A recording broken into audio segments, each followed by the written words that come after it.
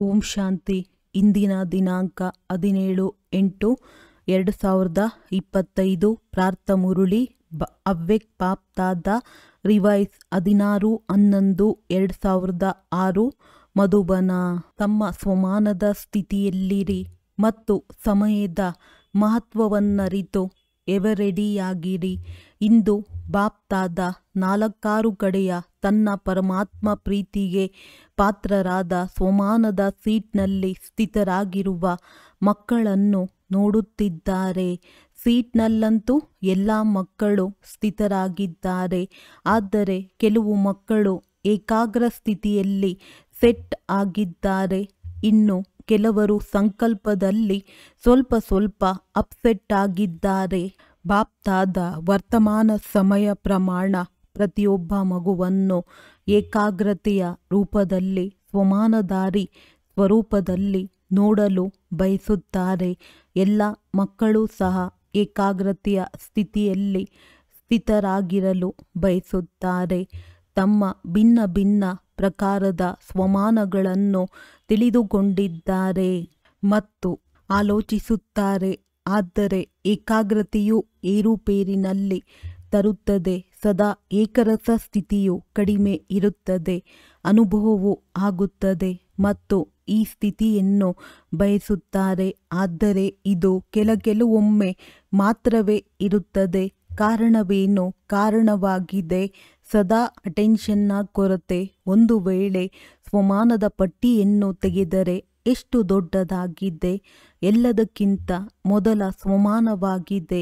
ಯಾವ ತಂದೆಯನ್ನು ನೆನಪು ಮಾಡುತ್ತಿದ್ದೀರೋ ಅವರ ಡೈರೆಕ್ಟ್ ಮಕ್ಕಳಾಗಿದ್ದೀರಿ. ನಂಬರ್ 1 ಸಂತಾನರಾಗಿದ್ದೀರಿ. ಬಾಪ್ತಾದಾರವರು ತಾವು ಕೋಟಿಯಲ್ಲಿಯೂ ಕೆಲವರಾದ ಮಕ್ಕಳನ್ನು ಎಲ್ಲೆಲ್ಲಿಂದ ಆಯ್ಕೆ ಮಾಡಿ ತನ್ನವರನ್ನಾಗಿ ಮಾಡಿಕೊಂಡರು. 5 ಖಂಡಗಳಿಂದ ಡೈರೆಕ್ಟ್ ತಂದೆಯು ತನ್ನ ಮಕ್ಕಳನ್ನು ತನ್ನವರನ್ನಾಗಿ ಮಾಡಿಕೊಂಡರು. ಇದು ಎಷ್ಟು ದೊಡ್ಡ ಸ್ವಮಾನವಾಗಿದೆ. ಸೃಷ್ಟಿ ರಚಯಿತನ ಮೊದಲ ರಚನೆ ತಾವಾಗಿದ್ದೀರಿ. ಈ ಸ್ವಮಾನವನ್ನು ತಿಳಿದುಕೊಂಡಿದ್ದೀರಲ್ಲವೇ? ಬಾಪ್ತಾದಾರವರು ತನ್ನ ಜೊತೆಗೆ ತಾವು ಮಕ್ಕಳನ್ನೂ ಸಹ ಇಡೀ ವಿಶ್ವದ ಆತ್ಮರಿಗೆ ಪೂರ್ವಜರನ್ನಾಗಿ ಮಾಡಿದ್ದಾರೆ. ವಿಶ್ವದ ಪೂರ್ವಜರಾಗಿದ್ದೀರಿ, ಪೂಜ್ಯರಾಗಿದ್ದೀರಿ. ಬಾಪ್ತಾದಾರವರು ಪ್ರತಿಯೊಬ್ಬ ಮಗುವನ್ನು ವಿಶ್ವದ ಆಧಾರ ಮೂರ್ತಿ, ಉದ್ಧಾರಣಾ ಮೂರ್ತಿಯನ್ನಾಗಿ ಮಾಡಿದ್ದಾರೆ. ನಶೆ ಇದೆಯೇ? ಕೆಲವೊಮ್ಮೆ ಸ್ವಲ್ಪ ಕಡಿಮೆಯಾಗಿ ಬಿಡುತ್ತದೆ. ಆಲೋಚಿಸಿ. ಎಲ್ಲದಕ್ಕಿಂತ ಅಮೂಲ್ಯ ಇಡೀ ಕಲ್ಪದಲ್ಲಿಯೇ ಇಂತಹ ಅಮೂಲ್ಯ ಸಿಂಹಾಸನವು ಯಾರಿಗೂ ಪ್ರಾಪ್ತವಾಗುವುದಿಲ್ಲ. ಅಂತಹ ಪರಮಾತ್ಮ ಸಿಂಹಾಸನ, ಲೈಟ್ನ ಕಿರೀಟ, ಸ್ಮೃತಿಯ ತಿಲಕವನ್ನು ಕೊಟ್ಟರು. ಸ್ಮೃತಿ ಬರುತ್ತಿದೆ ಎಲ್ಲವೇ? ನಾನು ಯಾರು? ನನ್ನ ಸ್ವಮಾನವೇನು? ನಶೆ ಏರುತ್ತಿದೆ ಎಲ್ಲವೇ? ಇಡೀ ಕಲ್ಪದಲ್ಲಿ ಸತ್ಯಯುಗಿ ಸಿಂಹಾಸನವು ಎಷ್ಟಾದರೂ ಅಮೂಲ್ಯವಾಗಿರಲಿ.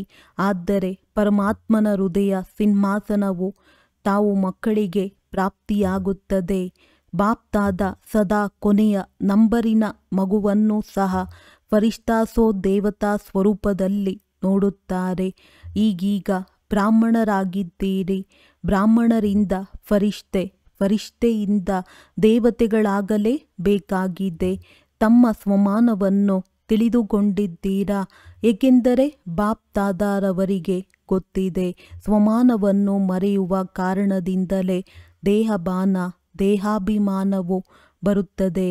ಆಗ ವ್ಯಾಕುಲ ಬೇಸರರಾಗುತ್ತಾರೆ. ಬಾಪ್ತಾದ ನೋಡುತ್ತಾರೆ. ದೇಹಾಭಿಮಾನ ಅಥವಾ ದೇಹಭಾನವು ಯಾವಾಗ ಬರುತ್ತದೆಯೋ ಆಗ ಎಷ್ಟೊಂದು ವ್ಯಾಕುಲರಾಗುತ್ತಾರೆ. ಎಲ್ಲರೂ ಅನುಭವಿಗಳಾಗಿದ್ದೀರಲ್ಲವೇ? ಸ್ವಮಾನದ ಶಾನ್ ಸ್ಥಿತಿ ಎಲ್ಲಿರುವುದು ಮತ್ತು ಈ ಶಾನ್ನಿಂದ ದೂರ ಪರೇಶಾನ್ ಆಗುವುದು ಎರಡನ್ನೂ ತಿಳಿದುಕೊಂಡಿದ್ದೀರಿ. ಬಾಪ್ತಾದ ನೋಡುತ್ತಾರೆ. ಎಲ್ಲ ಮಕ್ಕಳು ಮೆಜಾರಿಟಿ ನಾಲೆಜ್ಫುಲ್, ಪವರ್ಫುಲ್ ಆಗಿಲ್ಲ, ಅಂದರೆ ಪರ್ಸೆಂಟೇಜ್ನಲ್ಲಿದೆ. ಬಾಪ್ತಾದ ಪ್ರತಿಯೊಬ್ಬ ಮಗುವನ್ನು ತಮ್ಮ ಸರ್ವ ಖಜಾನೆಗಳಿಗೆ ಬಾಲಕರು ಮಾಲೀಕರನ್ನಾಗಿ ಮಾಡಿದರು. ಎಲ್ಲರಿಗೆ ಸರ್ವ ಖಜಾನೆಗಳನ್ನು ಕೊಟ್ಟಿದ್ದಾರೆ. ಹೆಚ್ಚು ಕಡಿಮೆ ಕೊಟ್ಟಿಲ್ಲ, ಏಕೆಂದರೆ ಅಪರಿಮಿತ ಖಜಾನೆ ಇದೆ, ಬೇಹದ್ದಿನ ಖಜಾನೆ ಇದೆ. ಆದ್ದರಿಂದ ಪ್ರತಿಯೊಬ್ಬ ಮಗುವನ್ನು ಬೇಹದ್ದಿನ ಬಾಲಕರು ಮಾಲೀಕರನ್ನಾಗಿ ಮಾಡಿದ್ದಾರೆ. ಅಂದ ಮೇಲೆ ಈಗ ತಮ್ಮನ್ನು ತಾವು ಪರಿಶೀಲನೆ ಮಾಡಿಕೊಳ್ಳಿ. ಬೇಹದ್ದಿನ ತಂದೆ ಹದ್ದಿನ ತಂದೆಯಲ್ಲ, ಬೇಹದ್ದಿನ ತಂದೆಯಾಗಿದ್ದಾರೆ. ಬೇಹದ್ದಿನ ಖಜಾನೆ ಇದೆ. ಅಂದ ಮೇಲೆ ತಮ್ಮ ಬಳಿಯೂ ಬೇಹದ್ ಇದೆಯೇ, ಸದಾ ಇರುತ್ತದೆಯೇ, ಅಥವಾ ಕೆಲವೊಮ್ಮೆ ಸ್ವಲ್ಪ ಕಳುವಾಗಿ ಬಿಡುತ್ತದೆಯೋ, ಮಾಯವಾಗಿ ಬಿಡುತ್ತದೆಯೇ? ತಂದೆಯು ಏಕೆ ಗಮನ ತರಿಸುತ್ತಿದ್ದಾರೆ? ವ್ಯಾಕುಲರಾಗಬೇಡಿ. ಸ್ವಮಾನದ ಸೀಟಿನಲ್ಲಿ ಸೆಟ್ ಆಗಿರಿ.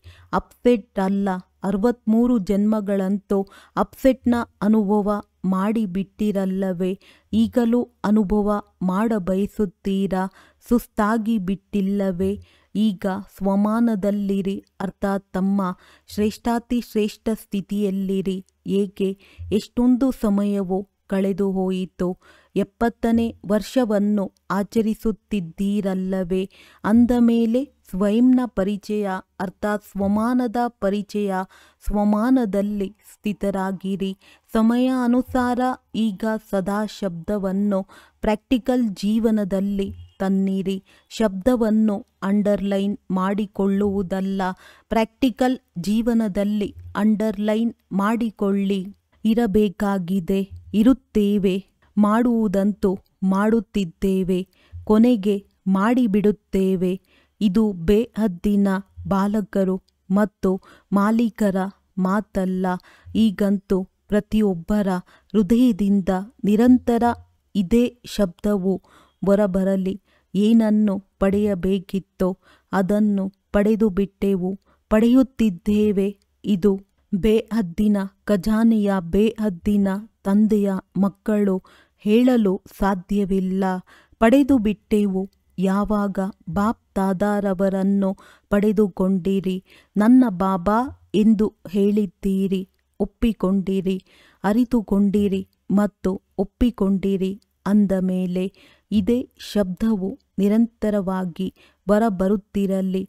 ಪಡೆದು ಬಿಟ್ಟೆವು, ಏಕೆಂದರೆ ಬಾಪ್ ದಾದಾರವರಿಗೆ ಗೊತ್ತಿದೆ, ಮಕ್ಕಳು ಕೆಲವೊಮ್ಮೆ ಸ್ವಮಾನದಲ್ಲಿರುವ ಕಾರಣ ಸಮಯದ ಮಹತ್ವವನ್ನು ಸ್ಮೃತಿಯಲ್ಲಿ ಕಡಿಮೆ ಇಡುತ್ತಾರೆ. ಒಂದು ಸ್ವಯಂನ ಸ್ವಮಾನ, ಇನ್ನೊಂದು ಸಮಯದ ಮಹತ್ವ. ತಾವು ಸಾಧಾರಣರಲ್ಲ, ಪೂರ್ವಜರಾಗಿದ್ದೀರಿ. ತಾವು ಒಬ್ಬೊಬ್ಬರ ಹಿಂದೆ ಇಡೀ ವಿಶ್ವದ ಆತ್ಮರ ಆಧಾರವಿದೆ. ಆಲೋಚಿಸಿ, ಒಂದು ವೇಳೆ ತಾವು ಏರುಪೇರಿನಲ್ಲಿ ಬಂದರೆ ವಿಶ್ವದ ಆತ್ಮರ ಗತಿ ಏನಾಗುವುದು? ಯಾರು ಮಹಾರಥಿಗಳೆಂದು ಕರೆಸಿಕೊಳ್ಳುತ್ತಾರೆಯೋ ಅವರ ಹಿಂದೆ ವಿಶ್ವದ ಆಧಾರವಿದೆ ಎಂದು ತಿಳಿದುಕೊಳ್ಳಬೇಡಿ. ಒಂದು ವೇಳೆ ಹೊಸಬ್ಬರೇ ಇರಬಹುದು, ಏಕೆಂದರೆ ಇಂದು ಹೊಸಬ್ಬರು ಅನೇಕರು ಬಂದಿದ್ದೀರಿ. ಹೊಸಬ್ಬರೇ ಆಗಿರಲಿ. ಯಾರು ಹೃದಯದಿಂದ ನನ್ನ ಬಾಬಾ ಎಂದು ಒಪ್ಪಿಕೊಂಡಿದ್ದೀರಲ್ಲವೇ? ಯಾರು ಹೊಸಬ್ಬರು ಬಂದಿದ್ದೀರೋ ಅವರು ಒಪ್ಪಿಕೊಂಡಿದ್ದೀರಾ? ಕೇವಲ ತಿಳಿದುಕೊಳ್ಳುವುದಲ್ಲ, ನನ್ನ ಬಾಬಾ ಎಂದು ಒಪ್ಪಿಕೊಂಡಿದ್ದೀರೋ ಅವರು ಕೈ ಎತ್ತಿರಿ. ಕೈಯನ್ನು ಉದ್ದವಾಗಿ ಎತ್ತಿರಿ. ಹೊಸಬ್ಬರು ಕೈ ಎತ್ತುತ್ತಿದ್ದಾರೆ. ಹಳಬ್ಬರಂತೂ ಪಕ್ಕಾ ಆಗಿಯೇ ಇದ್ದೀರಲ್ಲವೇ? ಯಾರು ಹೃದಯದಿಂದ ನನ್ನ ಬಾಬಾ ಎಂದು ಒಪ್ಪಿಕೊಂಡಿರಿ ಮತ್ತು ತಂದೆಯೂ ಸಹ ನನ್ನ ಮಗು ಎಂದು ಒಪ್ಪಿಕೊಂಡರು, ಅವರೆಲ್ಲರೂ ಜವಾಬ್ದಾರರಾಗಿದ್ದೀರಿ. ಏಕೆ? ಯಾವಾಗಿನಿಂದ ತಾವು ಹೇಳುತ್ತೀರಿ, ನಾನು ಬ್ರಹ್ಮಕುಮಾರಿಯಾಗಿದ್ದೇನೆ. ಕುಮಾರಿಯಾಗಿದ್ದೀರೋ, ಶಿವಕುಮಾರ ಕುಮಾರಿಯಾಗಿದ್ದೀರೋ, ಅಥವಾ ಇಬ್ಬರಿಗೂ ಕುಮಾರಿಯರಾಗಿದ್ದೀರೋ? ಆಗಿದ್ದರೆ ಬಂಧಿತರಾದಿರಿ. ಜವಾಬ್ದಾರಿಯ ಕಿರೀಟ ಬಂದಿತೋ? ಕಿರೀಟ ಬಂದಿತಲ್ಲವೇ? ಪಾಂಡವರು ಹೇಳಿರಿ, ಜವಾಬ್ದಾರಿಯ ಕಿರೀಟ ಬಂದಿದೆಯೇ? ಭಾರತವೆನಿಸುತ್ತಿಲ್ಲ ಅಲ್ಲವೇ? ಹಗುರವಾಗಿದೆಯಲ್ಲವೇ? ಏಕೆಂದರೆ ಇದು ಲೈಟ್ನ ಕಿರೀಟವಾಗಿದೆ. ಅಂದ ಮೇಲೆ ಲೈಟ್ ಎಷ್ಟು ಹಗುರವಾಗಿರುತ್ತದೆ. ಆದ್ದರಿಂದ ಸಮಯದ ಮಹತ್ವವನ್ನು ಸಹ ಗಮನದಲ್ಲಿಟ್ಟುಕೊಳ್ಳಿ. ಸಮಯವು ಕೇಳಿ ಬರುವುದಿಲ್ಲ. ಕೆಲವು ಮಕ್ಕಳು ಈಗಲೂ ಸಹ ಹೇಳುತ್ತಾರೆ, ಆಲೋಚಿಸುತ್ತಾರೆ, ಇನ್ನು 10 ವರ್ಷಗಳಿದೆಯೇ ಅಥವಾ 20 ವರ್ಷಗಳಿದೆಯೇ ಎಂಬುದು ಸ್ವಲ್ಪ ಗೊತ್ತಾದರೂ ಸಾಕು ಎಂದು. ಆದರೆ ಬಾಪ್ದಾದ ಹೇಳುತ್ತಾರೆ, ಸಮಯದ ಅಂತಿಮ ವಿನಾಶವನ್ನು ಬಿಟ್ಟು ಬಿಡಿ. ತಮಗೆ ತಮ್ಮ ವಿನಾಶದ ದಿನಾಂಕವೂ ತಿಳಿದಿದೆಯೇ? ನಾನು ಇಂತಹ ತಾರೀಖಿನಲ್ಲಿ ಶರೀರ ಬಿಡುತ್ತೇನೆಂದು ತಿಳಿದಿರುವವರು ಯಾರಾದರೂ ಇದ್ದೀರಾ? ಯಾರಿಗಾದರೂ ತಿಳಿದಿದೆಯೇ? ಮತ್ತು ಇತ್ತೀಚೆಗೆ ಬ್ರಾಹ್ಮಣರು ಮರುಜೀವ ಭೋಗವನ್ನು ಬಹಳ ಹಿಡಿಸುತ್ತೀರಿ. ಯಾವುದೇ ಭರವಸೆ ಇಲ್ಲ.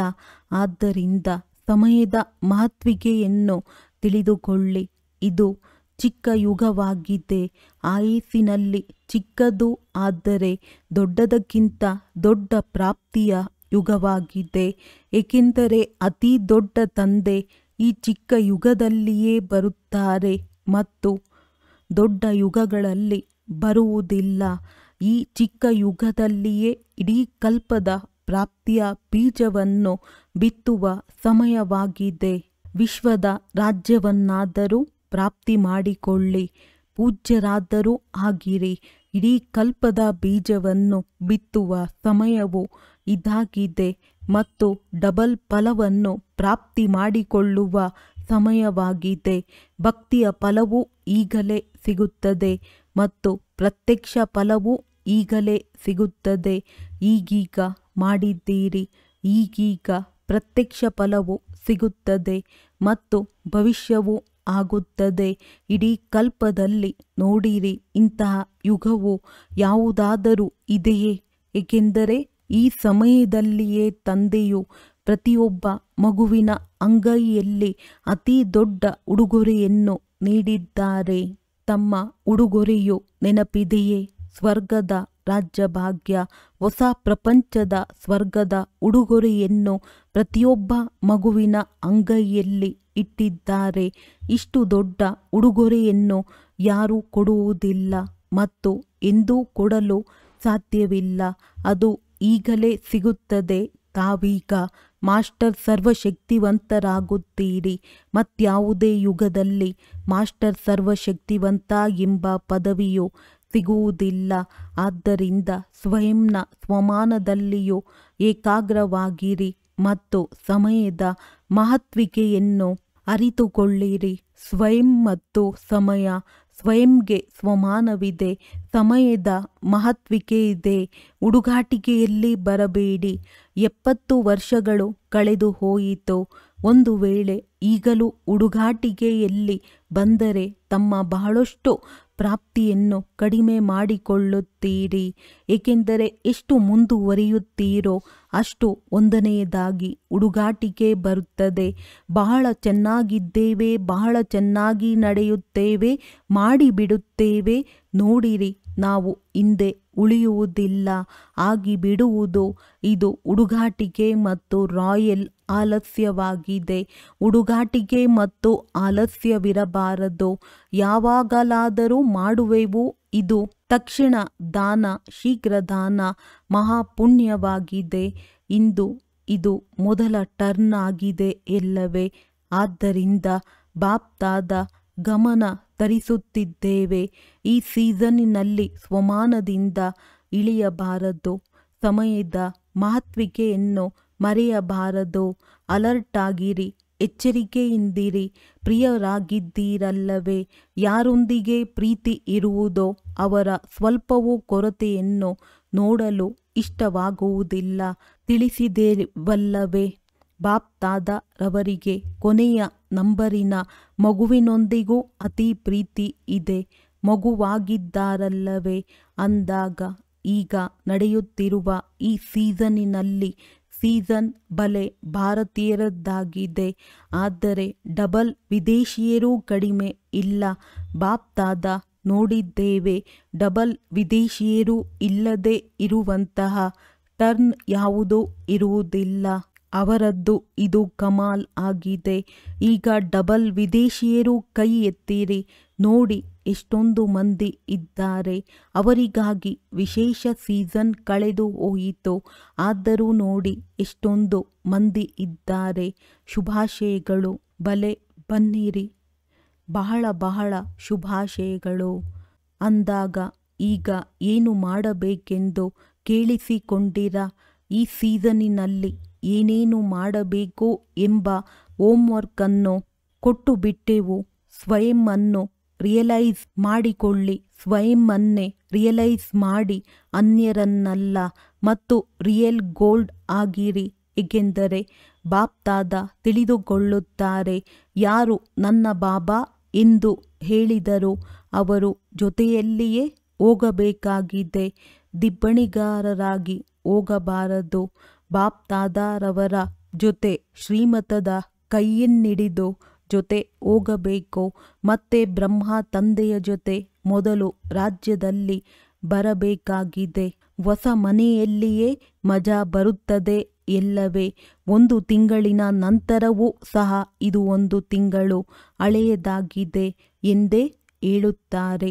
ಹೊಸ ಮನೆ, ಹೊಸ ಪ್ರಪಂಚ, ಹೊಸ ಚಟುವಟಿಕೆ, ಹೊಸ ರೀತಿ ನೀತಿ ಮತ್ತು ಬ್ರಹ್ಮ ತಂದೆಯ ಜೊತೆ ರಾಜ್ಯದಲ್ಲಿ ಬನ್ನಿರಿ. ಬ್ರಹ್ಮ ತಂದೆಯೊಂದಿಗೆ ನಮಗೆ ಬಹಳ ಪ್ರೀತಿ ಇದೆ ಎಂದು ಎಲ್ಲರೂ ಹೇಳುತ್ತೀರಲ್ಲವೇ? ಅಂದ ಮೇಲೆ ಪ್ರೀತಿಯ ಚಿಹ್ನೆ ಏನು? ಜೊತೆ ಇರುವುದು, ಜೊತೆ ನಡೆಯುವುದು, ಜೊತೆಯಲ್ಲಿ ಬರುವುದು. ಇದು ಪ್ರೀತಿಯ ಸಂಕೇತವಾಗಿದೆ. ಇದು ಇಷ್ಟವಿದೆಯಲ್ಲವೇ? ಜೊತೆ ಇರಬೇಕು, ಜೊತೆಯಲ್ಲಿಯೇ ಹೋಗಬೇಕು ಮತ್ತು ಜೊತೆಯಲ್ಲಿ ಬರಬೇಕು. ಇದು ಇಷ್ಟವೇ? ಅಂದ ಮೇಲೆ ಯಾವುದು ಇಷ್ಟವಾಗುತ್ತದೆಯೋ ಅದನ್ನು ಬಿಡುವುದಿಲ್ಲ.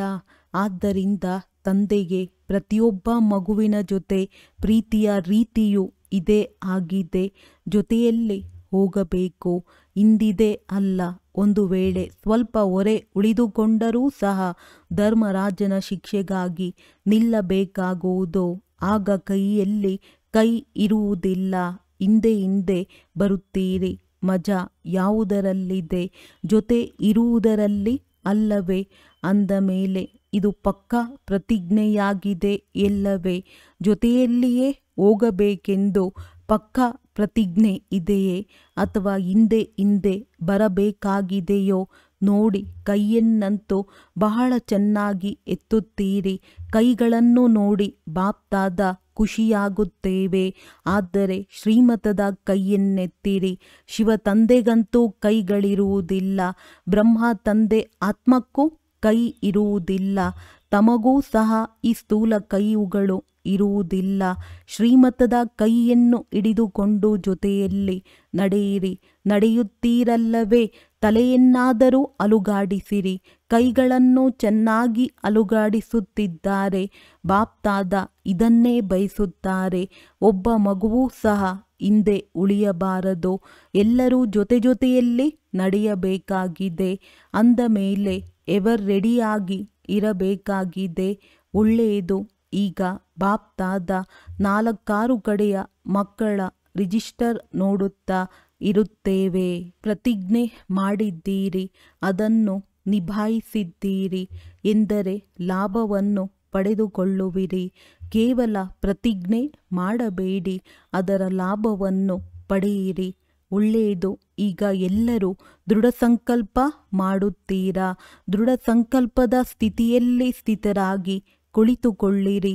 ಮಾಡಲೇಬೇಕು, ಹೋಗಲೇಬೇಕಾಗಿದೆ, ಜೊತೆಯಲ್ಲಿ ನಡೆಯಬೇಕಾಗಿದೆ. ಈಗ ತಮ್ಮೊಂದಿಗೆ ಈ ದೃಢ ಸಂಕಲ್ಪ ಮಾಡಿರಿ. ಈ ಸ್ಥಿತಿಯಲ್ಲಿ ಕುಳಿತುಕೊಳ್ಳಿರಿ. ಮಾಡುತ್ತೇವೆ, ಓದುತ್ತೇವೆ, ಈ ವೇವೆ ಎನ್ನಬೇಡಿ, ಮಾಡಲೇಬೇಕಾಗಿದೆ. ಒಳ್ಳೆಯದು. ಎಲ್ಲ ಕಡೆಯ ಡಬಲ್ ಸೇವಾದಾರಿ ಮಕ್ಕಳಿಗೆ 4-6 ಕಡೆಯ ಸದಾ ಏಕಾಗ್ರ ಸ್ವಮಾನದ ಸೀಟಿನಲ್ಲಿ ಸೆಟ್ ಆಗಿರುವಂತಹ ಬಾಪ್ತಾದರವರ ಮಸ್ತಕ ಮಣಿಗಳು 4 ಕಡೆಯ ಸಮಯದ ಮಹತ್ವಿಕೆ ಎನ್ನರಿತು ತೀವ್ರ ಪುರುಷಾರ್ಥದ ಪ್ರತ್ಯಕ್ಷ ಪ್ರಮಾಣವನ್ನು ನೀಡುವಂತಹ ಸುಪುತ್ರ ಮಕ್ಕಳಿಗೆ 4 ಕಡೆಯ ಉಮಂಗ ಉತ್ಸಾಹದ ರೆಕ್ಕೆಗಳಿಂದ ಸದಾ ಹಾರಿಸುತ್ತಾ ಇರುವಂತಹ ಡಬಲ್ ಲೈಟ್ ಫರಿಷ್ಠಾ ಮಕ್ಕಳಿಗೆ ಬಾಪ್ ದಾದಾರವರ ನೆನಪು, ಪ್ರೀತಿ ಹಾಗೂ ನಮಸ್ತೆ. ದಾದಿಯರೊಂದಿಗೆ ಎಲ್ಲರೂ ಜೊತೆ ಕೊಡುತ್ತಾ ನಡೆಯುತ್ತಿದ್ದಾರೆ. ಇದು ಬಾಪ್ ದಾದಾರವರಿಗೆ ಖುಷಿ ಇದೆ. ಪ್ರತಿಯೊಬ್ಬರೂ ತಮ್ಮ ವಿಶೇಷತೆಯ ಬೆರಳನ್ನು ಸಹಯೋಗವನ್ನು ಕೊಡುತ್ತಿದ್ದಾರೆ. ದಾದೀಜಿಯೊಂದಿಗೆ ಎಲ್ಲರಿಗೆ ಆದಿರತ್ನವನ್ನು ನೋಡಿ ಖುಷಿಯಾಗುತ್ತಿದೆ. ಎಲ್ಲವೇ ಆದಿಯಿಂದ ಹಿಡಿದು ಸೇವೆಯಲ್ಲಿ ತಮ್ಮ ಮೂಳೆಗಳನ್ನು ಸವೆಸಿದ್ದಾರೆ. ಅವಿಶ್ರಾಂತ ಸೇವೆ ಮಾಡಿದ್ದಾರೆ. ಬಹಳ ಒಳ್ಳೆಯದು ನೋಡಿ. ಏನೇ ಆಗಲಿ, ಆದರೆ ಒಂದು ಮಾತನ್ನು ನೋಡಿರಿ, ಹಾಸಿಗೆ ಹಿಡಿದಿರಲಿ ಅಥವಾ ಎಲ್ಲಿಯಾದರೂ ಇರಲಿ, ಆದರೆ ತಂದೆಯನ್ನು ಮರೆತಿಲ್ಲ. ಹೃದಯದಲ್ಲಿ ತಂದೆಯೇ ಸಮಾವೇಶವಾಗಿದ್ದಾರೆ. ಹೌದಲ್ಲವೇ? ನೋಡಿರಿ ಎಷ್ಟು ಚೆನ್ನಾಗಿ ಮುಗುಳ್ನಗುತ್ತಿದ್ದಾರೆ. ಬಾಕಿ ಆಯಸ್ಸು ದೊಡ್ಡದಾಗಿದೆ ಮತ್ತು ಧರ್ಮರಾಜಪುರಿಯಲ್ಲಿ ಟಾಟಾ ಮಾಡಿ ಹೋಗಬೇಕಾಗಿದೆ. ಶಿಕ್ಷೆಯನ್ನನುಭವಿಸುವುದಿಲ್ಲ. ಧರ್ಮರಾಜನೂ ಸಹ ತಲೆಬಾಗಬೇಕಾಗುವುದು. ಸ್ವಾಗತ ಮಾಡಬೇಕಾಗುವುದಲ್ಲವೇ? ಟಾಟಾ ಮಾಡಬೇಕಾಗುವುದು. ಆದ್ದರಿಂದಲೇ ಇಲ್ಲಿ ತಂದೆಯ ನೆನಪಿನಲ್ಲಿ ಅಲ್ಪ ಸ್ವಲ್ಪ ಲೆಕ್ಕಾಚಾರವನ್ನು ಮುಗಿಸುತ್ತಿದ್ದಾರೆ. ಇನ್ನೇನು ಕಷ್ಟವಿಲ್ಲ. ಬಲೆ ಕಾಯಿಲೆ ಇದೆ, ಆದರೆ ದುಃಖದ ಚಿಹ್ನೆಯೂ ಇಲ್ಲ. ಪರ್ದಾದಿ ನಿರ್ಮಲ ಶಾಂತ ದಾದಿಯೊಂದಿಗೆ ಇವರು ಬಹಳ ಮುಗುಳ್ನಗುತ್ತಿದ್ದಾರೆ. ಎಲ್ಲರಿಗೆ ದೃಷ್ಟಿಯನ್ನು ಕೊಡಿ. ಒಳ್ಳೆಯದೋ ವರದಾನ. ಬಹಿರ್ಮುಖಿ ಚತುರತೆಯಿಂದ ಮುಕ್ತರಾಗಿರುವಂತಹ ತಂದೆಗೆ ಇಷ್ಟವಾಗುವಂತಹ ಸತ್ಯ ವ್ಯಾಪಾರಿ ಭವ. ಬಾಪ್ ದಾದಾರವರಿಗೆ ಪ್ರಾಪಂಚಿಕ ಬಹಿರ್ಮುಖತೆ ಚತುರತೆ ಇಷ್ಟವಾಗುವುದಿಲ್ಲ. ಮುಗ್ಧರ ಭಗವಂತ ಎಂದು ಹೇಳಲಾಗುವುದು. ಚತುರ ಸುಜಾನ್ ಆಗಿರುವ ತಂದೆಗೆ ಮುಗ್ಧ ಮಕ್ಕಳೇ ಪ್ರಿಯ. ಪರಮಾತ್ಮನ ಪುಸ್ತಕದಲ್ಲಿ ಮುಗ್ಧ ಮಕ್ಕಳೇ ವಿಶೇಷ VIP ಆಗಿದ್ದಾರೆ. ಯಾರ ಮೇಲೆ ಪ್ರಪಂಚದವರ ಕಣ್ಣು ಹೋಗುವುದಿಲ್ಲ, ಅವರೇ ತಂದೆಯ ಜೊತೆ ವ್ಯಾಪಾರ ಮಾಡಿ ಪರಮಾತ್ಮನ ಕಣ್ಣುಗಳ ನಕ್ಷತ್ರಗಳಾಗಿ ಬಿಟ್ಟರು. ಮುಗ್ಧ ಮಕ್ಕಳೇ ಹೃದಯದಿಂದ ಹೇಳುತ್ತಾರೆ, ನನ್ನ ಬಾಬಾ ಇದೇ ಒಂದು ಸೆಕೆಂಡಿನ ಒಂದು ಮಾತಿನಿಂದ ಅಗಣಿತ ಖಜಾನೆಯ ವ್ಯಾಪಾರ ಮಾಡುವಂತಹ ಸತ್ಯ ವ್ಯಾಪಾರಿಗಳಾಗಿ ಬಿಟ್ಟಿರಿ. ಸ್ಲೋಗನ್: ಸರ್ವರ ಸ್ನೇಹ ಪ್ರಾಪ್ತಿ ಮಾಡಿಕೊಳ್ಳಬೇಕಾದರೆ ಮುಖದಿಂದ ಸದಾ ಮಧುರ ಮಾತನ್ನೇ ಮಾತನಾಡಿ. ಅವ್ಯಕ್ತ ಸೂಚನೆ: ಸಹಜಯೋಗಿ ಆಗಬೇಕೆಂದರೆ ಪರಮಾತ್ಮನ ಪ್ರೀತಿಯ ಅನುಭವಿಯಾಗಿರಿ. ಯಾರು ಸದಾ ತಂದೆಯ ನೆನಪಿನಲ್ಲಿ ಲವಲೀನ ಅರ್ಥಾತ್ ಸಮಾವೇಶವಾಗಿದ್ದಾರೆ, ಇಂತಹ ಆತ್ಮಗಳ ನಯನಗಳಲ್ಲಿ ಮತ್ತು ಮುಖದ ಪ್ರತಿ ಮಾತಿನಲ್ಲಿ ತಂದೆಯು ಸಮಾವೇಶವಾಗಿರುವ ಕಾರಣ ಶಕ್ತಿ ಸ್ವರೂಪದ ಬದಲಾಗಿ ಸರ್ವಶಕ್ತಿವಂತನಾಗಿ ಕಾಣಿಸುವರು. ಹೇಗೆ ಆದಿ ಸ್ಥಾಪನೆಯಲ್ಲಿ ಬ್ರಹ್ಮ ರೂಪದಲ್ಲಿ ಸದಾ ಶ್ರೀಕೃಷ್ಣ ಕಾಣಿಸುತ್ತಿದ್ದರು, ಹಾಗೆಯೇ ನೀವು ಮಕ್ಕಳ ಮೂಲಕ ಸರ್ವಶಕ್ತಿವಂತ ಕಾಣಿಸಲಿ. ಒಳ್ಳೆಯದು. ಓಂ ಶಾಂತಿ.